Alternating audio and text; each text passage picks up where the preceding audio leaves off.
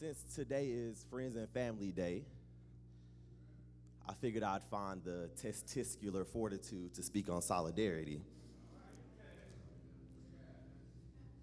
How many more examples of destruction will it take for us to lift the veil of ignorance that drapes our faces?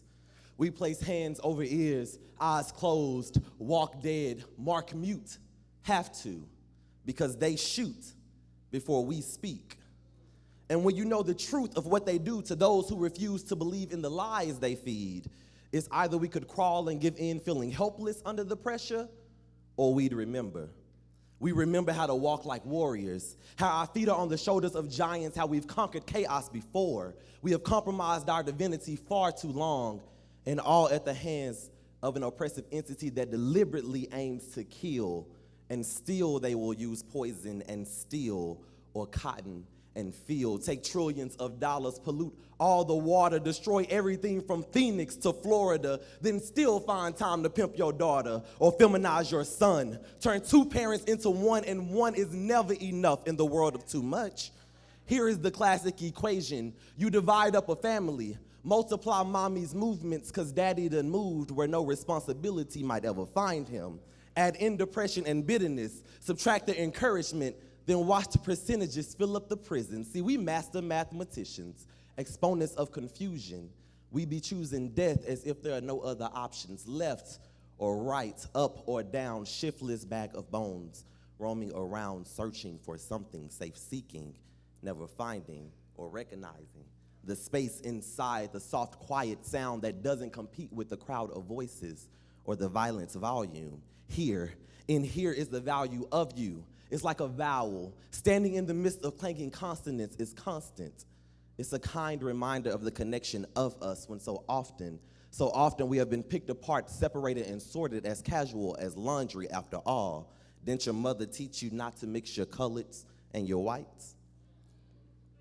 Now, meanwhile, on the other hand, Mr. always preferred mad me over the gentleman, forced crinkled fingers in crevices too sacred to mention, and though this has happened time and time again, she still flinches at the sense and sight, but this time she placed something inside where by twilight on the third night of the fourth week, he will be gone, and no one will miss him, not even his children. See, herein is the power of the medicine men. This is the Greekery of the conjure women, them who make charms that ward off harm, them fearless fighters forming freedom around their feet, so wherever they walk, their souls will know that liberation lives. Wherever they go, the Spirit of God is. Them who see the pattern of God in the stars, whether that be in the sky or in your eyes. Them.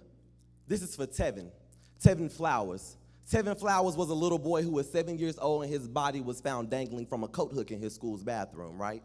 Or this is for Juan who was 8 years old. Juan was forced to eat his own vomit inside a Mississippi penitentiary for juveniles.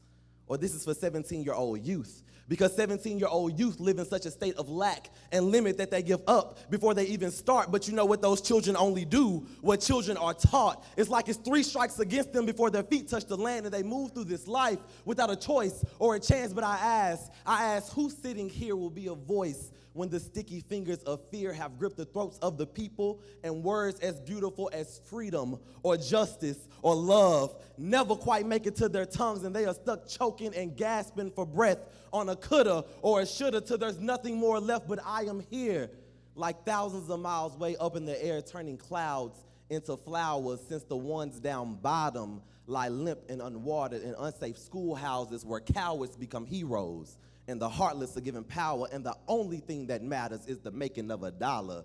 Really, who's standing out here is gonna speak, huh? Who can show that there is light? Who can tell of the precious God that follows the unexpected when you say it? Will you feel it? Will you really believe with all your might that every flower is sacred, that every future is bright? I'm asking who? Who out there will help? Who will prune and water the garden? Because if you're not a part of the solution, then you must be.